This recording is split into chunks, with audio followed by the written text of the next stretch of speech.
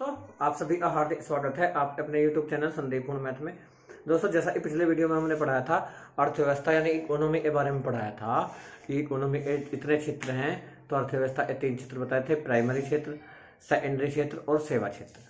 ठीक है, तो आइए इसके बारे में थोड़ा सा और जान लेते हैं, जो कि बहुत इंपॉर्टेंट है और उससे एक प्रश्न जरूर पूछा जाता है। ठीक है, आइए शुरुआत करते हैं। ये पार्ट नंबर 2 है। अगर आपने पहला पार्ट नहीं देखा है तो उसे जरूर देख लीजिएगा। आई बटन में ऊपर जो आ रहा होगा सजेस्टिव वीडियो में, उसे पहले उसे देखे, उसके बाद पार्ट 2 देखे, तब आपकी समझ में बहुत अच्छे से आएगा। ठीक है, आ रहा है ना ऊपर, देखिए। ठीक है, आइए शुरुआत करते हैं दोस्तों, वीडियो को टाइम वेस्ट ना करते हुए। देखिए, हमने पहले वीडियो में जो बताया था उसके बारे में मोटा मोटा जान लेते हैं। पहले हमने बताया था इकोनॉमी यानी अर्थव्यवस्था के 3 क्षेत्र हैं, एक प्राथमिक क्षेत्र, द्वितीय क्षेत्र और तृतीय क्षेत्र। जो प्राथमिक क्षेत्र होता है उसे प्राइमरी सेक्टर बोलते हैं, जो द्वितीय क्षेत्र होता है उसे सेकेंडरी सेक्टर, और जो तृतीय क्षेत्र होता है उसे बोलते हैं सेवा क्षेत्र। यही तो है ना, सॉरी, तृतीय क्षेत्र। प्राइमरी क्षेत्र के अंदर आ जाती है कृषि, एग्रीकल्चर, खनन उद्योग आ जाता है, मछली पालन आ जाता है, मुर्गी पालन आ जाता है। तो याद रखिएगा, कृषि, खनन उद्योग, मछली पालन और मुर्गी पालन, ये प्राइमरी सेक्टर में आता है। तो खनन उद्योग में और उद्योग धंधे में बहुत अंतर है दोस्तों, बहुत अंतर। उद्योग धंधे इसे बोलते हैं इंडस्ट्रीज वगैरह को बोलते हैं, और खनन उद्योग बोलते हैं खान जो होती है, खाने होती है ना, खान से कच्चा माल निकाला जाता है और उससे तैयार किए जाते हैं, धातुएं प्राप्त होती है। तो खनन उद्योग कच्चा माल है, जबकि उद्योग धंधा क्या है, उद्योग धंधे फैक्ट्री वगैरह ये कच्चे माल को तैयार माल बनाती हैं। तो ठीक है, तो ये तो आप खनन उद्योग में और उद्योग धंधे में अंतर समझ पाए होंगे। तो याद रखना, प्राथमिक क्षेत्र वह क्षेत्र होता है जिसमें कच्चा माल प्राप्त होता हो, द्वितीय क्षेत्र वह क्षेत्र होता है जिसमें कच्चे माल को तैयार माल बनाया जाता है, और तृतीय क्षेत्र वो होता है जिसमें तैयार माल को जनता तक पहुंचाया जाता है। ठीक है, तृतीय क्षेत्र के अंतर्गत आते हैं बीमा, बैंकिंग, रेलवे, दूरसंचार, telecom, call centre, software company वगैरह जो होती है, सॉफ्टवेयर जो होते हैं, ये इस अंतर्गत आते हैं, तृतीय क्षेत्र के अंतर्गत आते हैं। ठीक है, इतना हमने पिछले वीडियो में पढ़ा दिया था। अब यहाँ से आगे बढ़ते हैं। ठीक है, इसे साफ कर देते हैं एक बार, वैसे स्क्रीनशॉट ले लीजिएगा आप। ठीक है, अब हम इसे साफ कर देते हैं और आगे बढ़ते हैं यहाँ से आगे। ठीक है, तो दोस्तों वीडियो को आगे बढ़ाते हुए देखिए, अब हम पढ़ने वाले हैं इस वीडियो में तीनों क्षेत्र, 3 क्षेत्र बताए ना, प्राइमरी सेक्टर, सेकेंडरी सेक्टर और सेवा क्षेत्र।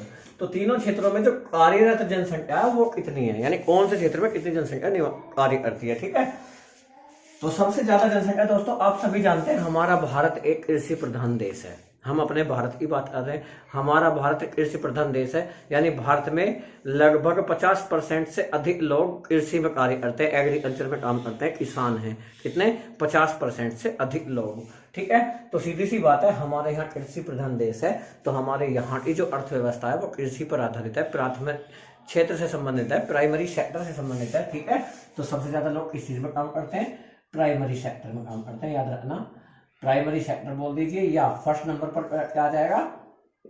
प्राथमिक क्षेत्र, यानी हमारे यहाँ सबसे ज्यादा लोग प्राथमिक क्षेत्र में काम करते हैं। ठीक है, यानी प्राइमरी सेक्टर में। और ये एग्जाम में जरूर पूछा जाता है, एग्जाम में जरूर इससे प्रश्न बनता है, प्राइमरी सेक्टर में सबसे ज्यादा लोग काम करते हैं। दूसरे नंबर पर जो भारत के लोग इस चीज में काम करते हैं, याद रखना, वो सेकेंडरी क्षेत्र में काम करते हैं, यानी द्वितीय क्षेत्र से जुड़े हुए, उद्योग धंधे से जुड़े हुए। उद्योग धंधे जानते हो, फैक्ट्री वगैरह में काम करते हैं, प्राइवेट जॉब वगैरह करते हैं। तो द्वितीय क्षेत्र से भाई, प्राइवेट कंपनी में जो जॉब लोगे तो वो कैसे प्राप्त होगी? जब फैक्ट्री होगी तभी तो फैक्ट्री में बहुत ज्यादा फैक्ट्री में लगे हुए हैं लोग, लेकिन सबसे ज्यादा कृषि क्षेत्र में लगे हुए हैं। उसके दूसरे नंबर पर द्वितीय क्षेत्र में काम कर रहे हैं लोग। द्वितीय क्षेत्र यानी सेकेंडरी सेक्टर बोलते हैं इसे, सेकेंडरी सेक्टर। ठीक है, और हमारे यहाँ सबसे कम जो लोग लगे हुए हैं वो तृतीय क्षेत्र में लगे हुए हैं। कौन से में? तृतीय क्षेत्र। ये जो तृतीय क्षेत्र है, इसी को दूसरा नाम है इसका सेवा क्षेत्र भी बोलते हैं। क्या बोलते हैं इसे? सेवा क्षेत्र। सेवा क्षेत्र में सबसे कम लोग लगे हुए हैं भारत के यहाँ। ठीक है, अब बात आती है उससे प्राप्त कितना होता है। ठीक है, उसका जीडीपी में कितना योगदान है। जीडीपी का मतलब है एक तरह से इनकम से मानिए, एक तरह यानी उसका कितना मतलब जो है काम कर रहे हैं कितने लोग, मान लीजिए 50% लोग कृषि में काम कर रहे हैं, लेकिन उससे प्रॉफिट कितना आ रहा है, उसी को एक तरह से जीडीपी बोलते हैं हम। हालांकि जीडीपी पढ़ाएंगे, जीडीपी का मतलब ये नहीं है, लेकिन समझने के लिए समझ लीजिए दे दिया उसमें लगाया कितना जा रहा है कृषि क्षेत्र से 50%, लेकिन प्राप्त इतना हो रहा है। ठीक है, इन तीनों क्षेत्रों में से सबसे ज्यादा किससे प्राप्त होता है, तो याद रखना सबसे ज्यादा प्राप्त होता है सेवा क्षेत्र से। सेवा क्षेत्र या तृतीय क्षेत्र से सबसे ज्यादा योगदान जीडीपी में है इसका सेवा क्षेत्र का। ये इनकम से संबंधित है, इनकम जो राष्ट्रीय आय निकलती है वो जीडीपी से ही निकलेगी। ठीक है, सबसे ज्यादा योगदान सेवा क्षेत्र का या तृतीय क्षेत्र का है भारत की जीडीपी में, तृतीय क्षेत्र का। ठीक है, दूसरे नंबर पर योगदान, अब आप देखिए नोट करने वाली बात यह है, सबसे ज्यादा लोग काम कर रहे हैं प्राइमरी क्षेत्र में, जबकि हमें सबसे ज्यादा प्रॉफिट उस क्षेत्र से हो रहा है जिसमें सबसे कम लोग काम कर रहे हैं। सबसे कम लोग किसमें काम कर रहे हैं, तृतीय क्षेत्र में। सबसे ज्यादा लोग काम कर रहे हैं प्राथमिक क्षेत्र में, इससे कम द्वितीय क्षेत्र में, और सबसे कम जो लोग काम कर रहे हैं भारत में वो सेवा क्षेत्र में कर रहे हैं। लेकिन प्राप्त कितना हो रहा है, प्राप्त जो हो रहा है सबसे ज्यादा सेवा क्षेत्र से प्राप्त हो रहा है, दूसरे नंबर पर द्वितीय क्षेत्र से प्राप्त हो रहा है। द्वितीय क्षेत्र से ज्यादा प्राप्त हो रहा है दूसरे नंबर पर, यानी सेकेंडरी सेक्टर से ज्यादा प्राप्त हो रहा है। और तीसरे नंबर पर जो हमें प्राप्त हो रहा है वो तो प्राइमरी सेक्टर बचा, बस प्राथमिक क्षेत्र ही बचा, ये तीसरे नंबर पर है भाई। तीसरे नंबर पर है प्राथमिक क्षेत्र, जिसे हम बोलते हैं प्राइमरी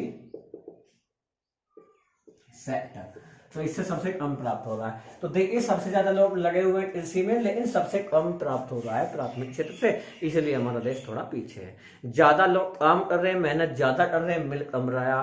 ठीक है, तो अब बात आती है सबसे अच्छी जो अर्थव्यवस्था को कौन सा क्षेत्र की है, प्राथमिक क्षेत्र की, द्वितीय क्षेत्र की या तृतीय क्षेत्र की। ठीक है, तो याद रखिएगा सबसे अच्छी जो अर्थव्यवस्था मानी जाती है विश्व में वो द्वितीय क्षेत्र वाली मानी जाती है, क्योंकि द्वितीय क्षेत्र का काम है कच्चे माल को तैयार माल बनाना। जो इंडस्ट्री होती है वो कच्चे माल को तैयार बना देती है, यानी कम कीमत के माल को ज्यादा कीमत का बनाना, ये द्वितीय क्षेत्र का काम है। ठीक है, तो सबसे अच्छी अर्थव्यवस्था किसकी मानी जाएगी, द्वितीय क्षेत्र की मानी जाती है। ठीक है, अब बात आती है कौन सी अर्थव्यवस्था कहां पर है। ये जो द्वितीय क्षेत्र की अर्थव्यवस्था का उदाहरण है आपके सामने दोस्तों, वो चीन है। चीन उद्योगों पर आधारित काम करता है, सबसे ज्यादा कंपनियां चीन में हैं, तो चीन की अर्थव्यवस्था द्वितीय क्षेत्र की है, जबकि भारत की अर्थव्यवस्था प्राथमिक क्षेत्र की है, भारत की अर्थव्यवस्था याद रखना। और बात आती है तृतीय क्षेत्र की अर्थव्यवस्था या सेवा क्षेत्र का, तो अमेरिका यानी यूएसए की जो अर्थव्यवस्था है वो यूएसए की अर्थव्यवस्था कैसी है, तृतीय क्षेत्र या सेवा क्षेत्र। सबसे ज्यादा लोग काम कर रहे हैं वहां पर सेवा क्षेत्र में, यानी प्राथमिक क्षेत्र को वो पार कर चुका है अमेरिका, द्वितीय क्षेत्र को भी पार कर चुका है। कौन सी अर्थव्यवस्था अपना ली, सेवा क्षेत्र की अर्थव्यवस्था अपना ली है, क्योंकि वो डेवलप इतना हो चुका है अमेरिका, तो वहां लोग सेवा क्षेत्र में काम कर रहे हैं। ठीक है, तो आप समझ गए होंगे ये बात दोस्तों। अब एक क्वेश्चन आपके लिए है, आप बताइएगा एमनेस्टी इंटरनेशनल जो मुख्यालय हेडक्वार्टर है कहां पर है, एमनेस्टी इंटरनेशनल का मुख्यालय कहां पर है, कमेंट करके बताना है आपको। ठीक है, एमनेस्टी इंटरनेशनल का मुख्यालय कहां पर है ये भी बताना है आपको। दूसरा प्रश्न ये बताना है आरबीआई जो है, आरबीआई, ठीक है, आरबीआई की स्थापना कब हुई थी, आरबीआई की स्थापना बतानी है। और आरबीआई का क्या बताना, राष्ट्रीयकरण कब हुआ था, राष्ट्रीयकरण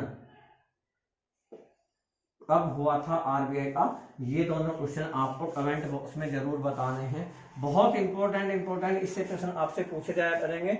लास्ट में 2 प्रश्न पूछेंगे और दोनों प्रश्न अगर आपको जवाब देते हैं कमेंट बॉक्स में दीजिएगा।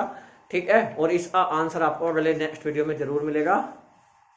ठीक है, वीडियो आपको कैसा लगा कमेंट करके जरूर बताना। और दोस्तों यदि पहली बार हमारे चैनल पर आए तो सब्सक्राइब करके बेल आइकन जरूर दबाना, ताकि आने वाले हर वीडियो का नोटिफिकेशन आपको मिल जाए। ओके, और वीडियो अच्छा लगा हो तो अपने दोस्तों को शेयर जरूर कर देना। हालांकि शेयर आप अपनी मर्जी से करते हैं, हमारा कोई प्रेशर नहीं है आपके ऊपर, लेकिन आपका मन करे तो शेयर जरूर करना, और ना मन करे तो कोई बात नहीं दोस्त, आप तो देख ही रहे हैं, ये हमारे लिए बहुत बड़ी बात है। लेकिन अगर आप शेयर कर देंगे तो और भी अच्छा होगा, हम आपके लिए और ज्यादा उत्साहित होंगे पढ़ाने के लिए। ठीक है, तो हमारे कोई वीडियो में कोई कमी नजर आती है या कोई सुझाव देना चाहते हैं तो उसे जरूर दीजिएगा, क्योंकि आपके कमेंट से ही हमें पता लगेगा। कोई भी बंदा इस दुनिया में परफेक्ट नहीं है, कुछ ना कुछ कहीं ना कहीं जो भी आपको कमी लगती है तो उसे प्लीज़ ज़रूर बताइएगा। आपके कमेंट पढ़ना हमें बहुत अच्छा लगता है, तो कमेंट करके प्लीज़ ज़रूर बताना कि जो भी आप चाहते हैं, कोई सब्जेक्ट पढ़ना चाहते हैं या कोई कमी नज़र आती है तो उसे आप ज़रूर सुझाव दीजिएगा अपना, और आपके सुझाव को हम मानने की पूरी कोशिश करेंगे। ठीक है दोस्त, बताइएगा सभी। आप सभी का बहुत बहुत धन्यवाद वीडियो वॉच करने के लिए, और वीडियो को शेयर कर दीजिएगा अपने दोस्तों को। मिलते हैं नेक्स्ट वीडियो में, अपना ख्याल रखिएगा। मेहनत से पढ़िए दोस्तों, बाय बाय।